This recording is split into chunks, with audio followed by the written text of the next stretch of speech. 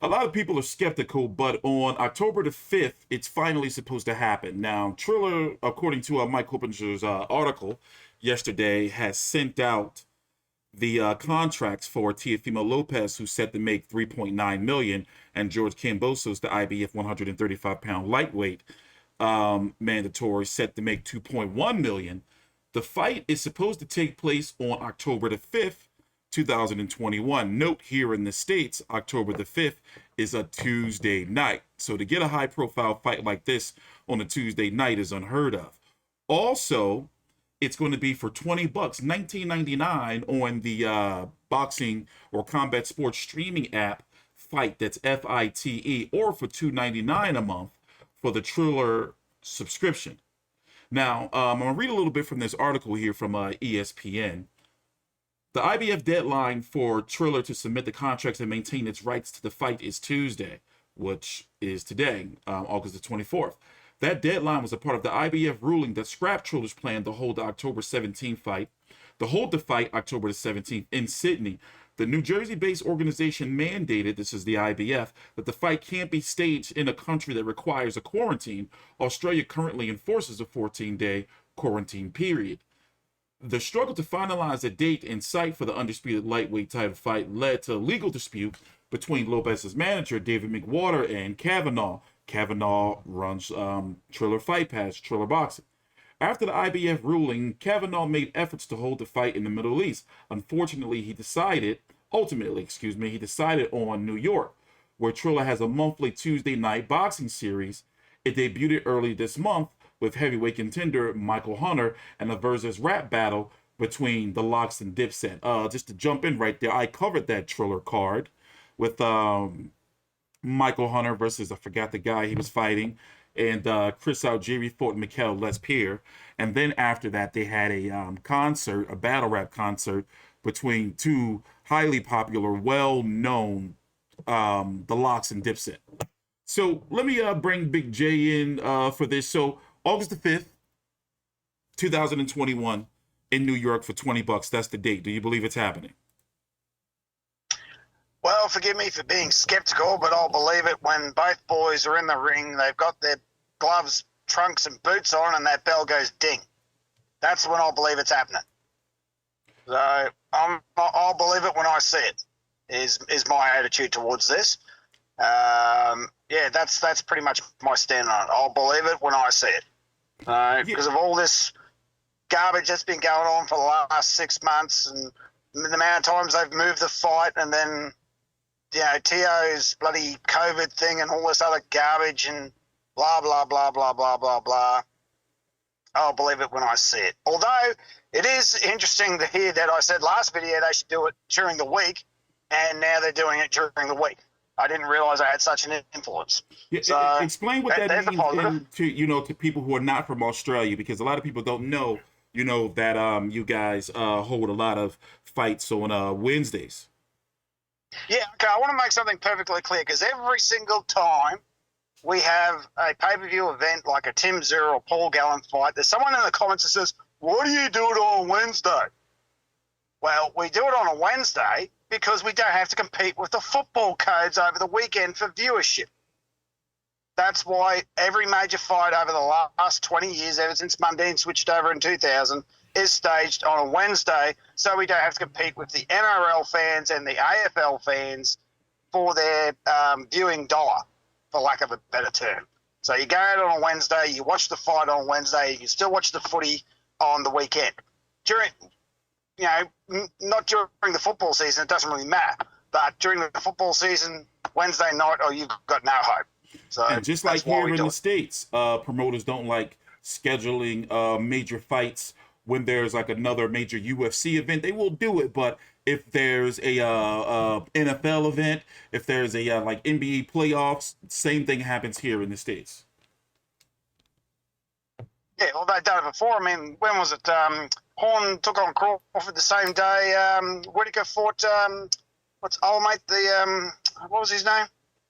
The Cuban bloke. I can't remember his name. Yeah, I can't think of it anyway right now. Anyway, CM Punk was on that card. What was you? Yeah, UL Romero. That's him, Euro Romero. Yeah. So it has been done before. So right now, let me just go ahead and break down the champions real quick and who's in the division.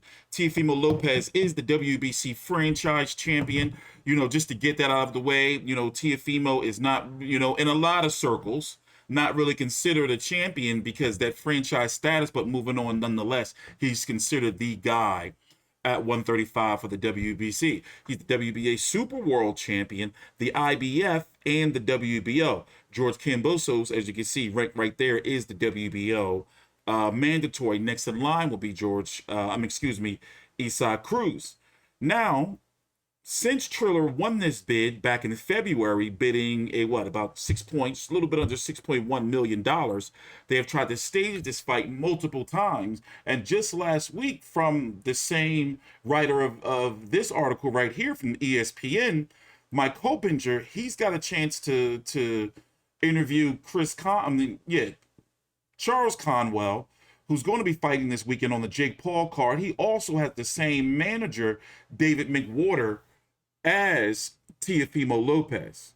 Now, Conwell went on the record to say that this McWater, this manager, had advised him to fake a hand injury to get out of a card in which he lost money. So it has a lot of people also feeling that maybe this same tactic was used in the Teofimo, because a lot of people, have been questioning, wow, this guy, Teofimo Lopez, gets COVID and then he ends up in Italy.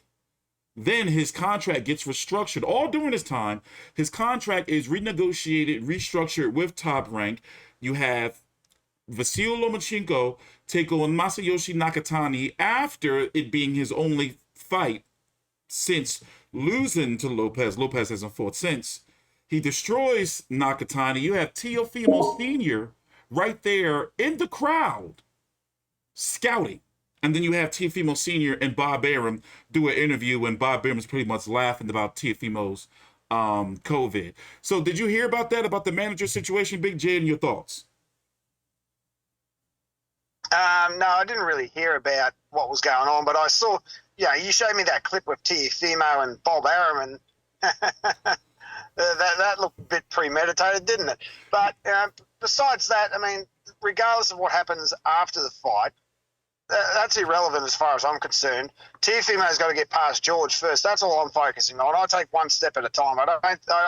If there's one thing boxing has taught me, or life's taught me, nothing happens until it happens. Like with Tszyu versus Zarafa, we all thought that was going to happen. Mick Hall's out a week before. Yeah. So until that bell goes and both blokes are standing in their gear in that ring ready to go, the fight's not happening. So that's the way I treat things. And now thanks to this and the Zarafa situation, I'm like, until the bell goes ding, I don't believe it's going to happen. Yeah, and right now, so much. And right now, the way I feel is I'm starting to give George Kambosos a better chance than I did, months ago, just because of Teofimo has been, saying openly that, he's been wanting to move up in weight and he wants to stay, for this fight and then one more fight against Lomachenko and move up. But I don't feel that this layoff and all these postponements are benefiting Lopez. I believe they're benefiting more George Kambosos. Your thoughts? Yeah, well, also the fact, George has another baby coming next month, sometime in September. I'm not quite sure when. And that could play a factor because I don't know when his wife is due, and best of luck to them. But that could play a factor as well. And he's supposed to fight on October the 5th. Yeah. Exactly. So if the baby's not due until end of September, he's going to be here in the States. Yeah, well, exactly. There's no quarantine. What's the quarantine restrictions over in New York? Is New York a hotspot? I'm hearing. Well, right now, they have vaccine mandates. Basically, you can't do anything inside unless you're vaccinated. And regardless, yeah, I've heard that. I believe he's going to have to still do a 2-week quarantine. Well, there you go. Well, he needs to get over to pretty much the States now. Yeah. What's it now? It's what's today's date? 25th of August. Yeah, 24th over here. Yeah. Yeah, he needs to get over there because I've seen some videos and that governor's clamping down on everything. Can't go The anywhere unless you're fight vaccinated. it's 5 weeks away. October the 5th is 5 weeks from today. Yeah, well, he probably needs to get himself over to the States real quick smart. Yeah. Yeah, it's. I mean, there's a lot of. Once you look at all the factors, you just go, "This is just a complete clusterfuck." Well, has And your yeah, prediction changed on the fight? You know, who do you have winning and how? I haven't really thought about that because I honestly think it's not going to happen. But Yeah. um, bugger it, I'd have to give the advantage to George. But then again, Tiafimo and his power and all that. But if, as I said, the best Tiafimo, I've been saying the whole time, the best Tiafimo needs a sharp on the day because if he piss farts around like he assumes, like he seems to be mucking around and not taking this seriously, George is going to knock his head off. So, or at least cave his body in one of the two. But yeah, if Tiafimo gets him with a power shot, because Tiafimo can hit, he's proved that. It's going to be a bad night for George, but I don't know. I'm going 50-50. I think 50-50 is fair because after all this mucking around and doing this and doing that and bloody date changes and all that, it's like you don't know where to go. So I think 50-50 is fair. Well, I am still sticking with my guns. People, what were you saying? as with most people, I think everyone's completely sick of this fight. It's what should have been one of the biggest opportunities for an Australian in 20 years has just turned out to be an absolute just shamble. There's no word to describe it. And it's not George's fault. Let's go on the record to say that. Yeah. George has got nothing to do with any of this bullshit. So, but, I mean, honestly, you're just sick and tired of talking about it. It's like, oh, for God's sake, just get it over with. Yeah, well, I'm sticking to my prediction. I got Teofimo Lopez by KO. But I wouldn't be surprised if it goes the distance, maybe controversially, because of basically, as you said, like all the bullshitting around with these fighters getting in, to the ring. And I'm not even confident Teofimo. I've got a bad feeling Teofimo's going to lose the belts on the scale. On the scale, that's also a possibility as well. Because you've said that more than once. Yeah, I mean, that's been a long. That's been a long time thing. Oh, how's he doing with the weight? Because he looks like a bloody welterweight. He's freaking huge for 135er. So and the last time he fought, it'll be just 1 week.